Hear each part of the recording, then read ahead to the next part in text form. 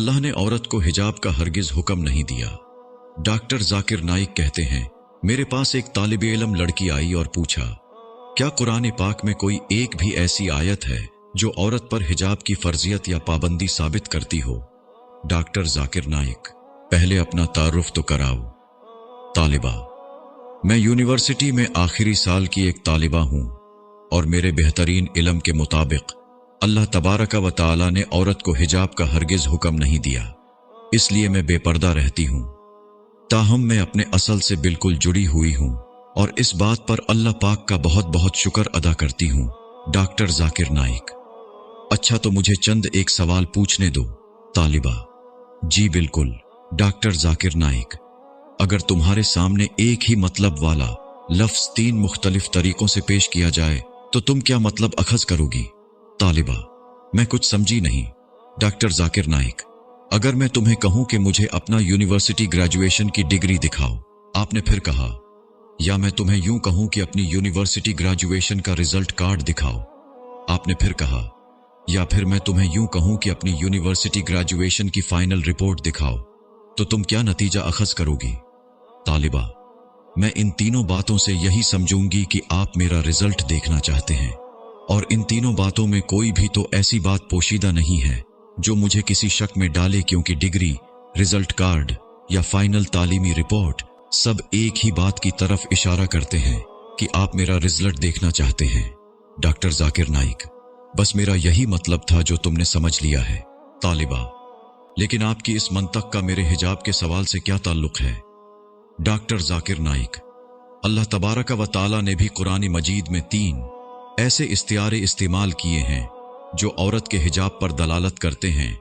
तालिबा ने हैरत से पूछा, वो क्या हैं और किस तरह?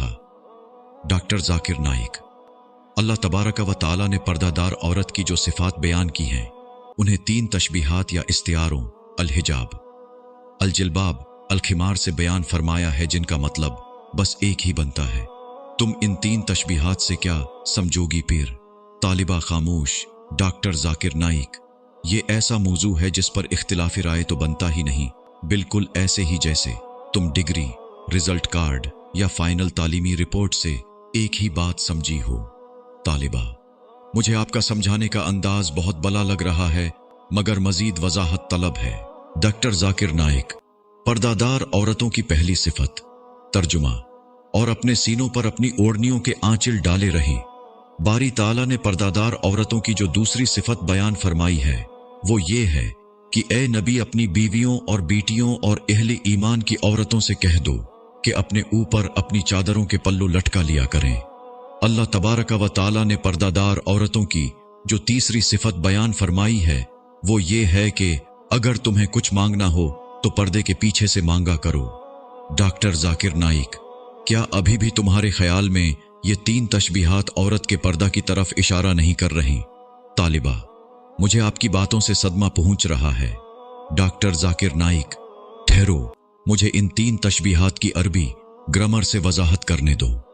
अरबी ग्रामर में अलखिमार उस ओढ़नी को कहते हैं जिससे औरत अपना सर डांपती है, ताहम ये इतना बड़ा हो जो सीने को डांपता हुआ घुटनों तक जाता हो।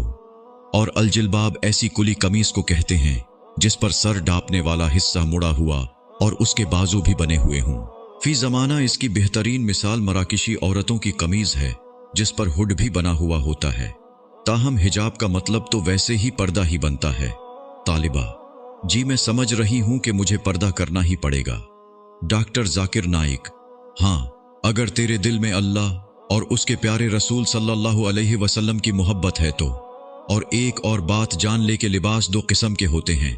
पहला जो जिस्म को डांपता है, ये वाला तो फर्ज है और अल्लाह और उसके रसूल सल्लल्लाहु अलैहि वसल्लम का हुक्म है। दूसरा वो जो रूह और दिल को भी डांपता है, ये दूसरे वाला लिबास पहले से ज्यादा बेहतर है, जैसा कि अल्लाह तबारक व तआला का इरशाद मुबारक है कि और बेहतरीन लिबास तकवा का लिबास है।